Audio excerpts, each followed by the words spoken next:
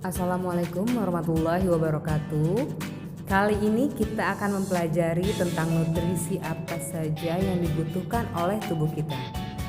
Makanan yang kita konsumsi seharusnya tidak hanya sekedar mengenyangkan, tetapi harus mengandung nutrisi atau gizi. Nutrisi atau gizi adalah zat yang dibutuhkan makhluk hidup sebagai sumber energi, mempertahankan kesehatan, pertumbuhan, dan untuk berlangsungnya fungsi normal pada setiap jaringan dan organ tubuh. Sebenarnya, makanan yang kita konsumsi sehari-hari harus mengandung 6 jenis nutrisi, yaitu karbohidrat, lemak, protein, vitamin, mineral, dan air. Karbohidrat, lemak, dan protein dibutuhkan dalam jumlah yang banyak, sedangkan vitamin dan mineral dibutuhkan tubuh dalam jumlah yang sedikit. Karbohidrat, lemak, protein, dan vitamin merupakan nutrisi organik yang mengandung karbon. Sebaliknya, nutrisi anorganik seperti air dan mineral tidak mengandung karbon. Makanan yang mengandung karbohidrat, lemak, dan protein perlu dicerna atau dipecah terlebih dahulu oleh tubuh. Sedangkan air, vitamin, dan mineral dapat diserap langsung oleh sel-sel tubuh. Karbohidrat. Setiap molekul karbohidrat terbuat dari karbon, hidrogen, dan oksigen. Karbohidrat adalah sumber utama energi bagi tubuh. 1 gram karbohidrat menghasilkan 4,1 kilokalori. Terdapat 3 jenis karbohidrat, yaitu gula, pati, dan serat. Gula disebut karbohidrat sederhana. Contohnya, makanan yang mengandung gula antara lain buah-buahan, madu, dan susu. 2 jenis karbohidrat lainnya yaitu pati dan serat disebut karbohidrat kompleks. Pati ditemukan dalam umbi-umbian seperti kentang dan makanan yang terbuat dari biji-bijian. Serat seperti selulosa ditemukan di dinding sel tumbuhan. Makanan seperti roti, gandum, atau sereal, kacang-kacangan, sayuran, dan buah-buahan merupakan sumber serat yang baik. Protein. Protein dibutuhkan sebagai penghasil energi untuk pertumbuhan dan mengganti sel-sel tubuh yang rusak, pembuat enzim dan hormon, dan pembentuk antibodi atau sistem kekebalan tubuh.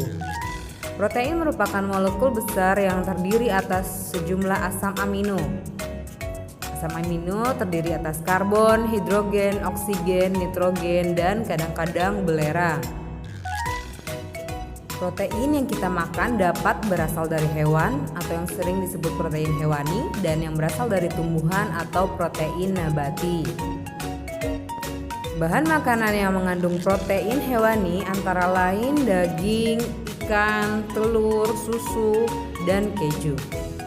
Bahan makanan yang mengandung protein nabati adalah kacang kedelai, kacang hijau, dan kacang-kacangan lainnya.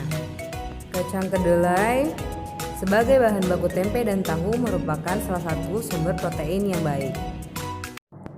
Lemak. Lemak atau lipid diperlukan tubuh karena menyediakan energi sebesar 9,3 kilokalori per gram, melarutkan vitamin A, D, E, K, dan menyediakan asam lemak esensial bagi tubuh manusia. Selama proses pencernaan, lemak dipecah menjadi molekul yang lebih kecil, yaitu asam lemak dan gliserol. Lemak merupakan unit penyimpanan yang baik untuk energi.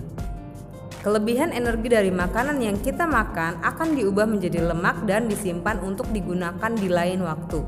Berdasarkan struktur kimianya dikenal lemak jenuh dan lemak tak jenuh. Lemak tak jenuh biasanya cair pada suhu kamar. Minyak nabati serta lemak yang ditemukan dalam biji adalah lemak tak jenuh. Lemak jenuh biasanya padat pada suhu kamar, ditemukan pada daging, susu, keju, minyak kelapa, dan minyak kelapa sawit. Lemak jenuh yang berlebih dapat meningkatkan kolesterol darah yang dapat menyebabkan penyakit jantung dan stroke. Vitamin. Meskipun dibutuhkan dalam jumlah sedikit, namun harus ada, karena vitamin diperlukan untuk mengatur fungsi tubuh dan mencegah beberapa penyakit. Vitamin dikelompokkan menjadi 2, yaitu vitamin yang larut dalam air seperti vitamin B dan C, dan vitamin yang larut dalam lemak, yaitu seperti vitamin A, D, E, dan K. Khusus vitamin D dapat terbentuk ketika kulit terkena sinar matahari karena di dalam tubuh ada provitamin D. Berikut jenis vitamin, sumber, dan manfaatnya.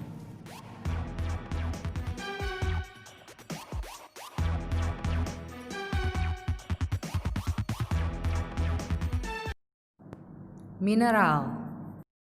Tubuh kita memerlukan sekitar 14 jenis mineral, antara lain kalsium, fosfor, kalium, natrium, besi, iodium, dan seng. Mineral merupakan nutrisi yang sedikit mengandung atom karbon.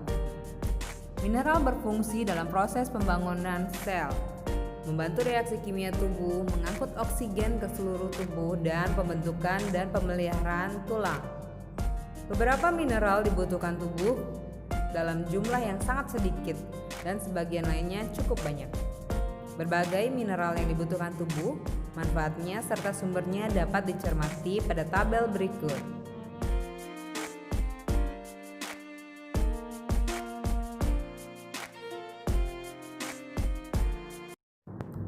Air.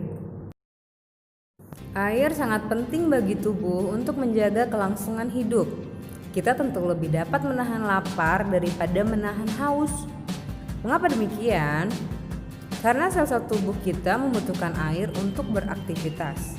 Di samping itu, nutrisi yang masuk ke tubuh tidak dapat digunakan oleh sel-sel tubuh bila tidak terlarut dalam air. Sekitar 60-80% sel tubuh makhluk hidup terdiri atas air. Tubuh dapat kehilangan air ketika bernafas, berkeringat, buang air besar maupun air kecil.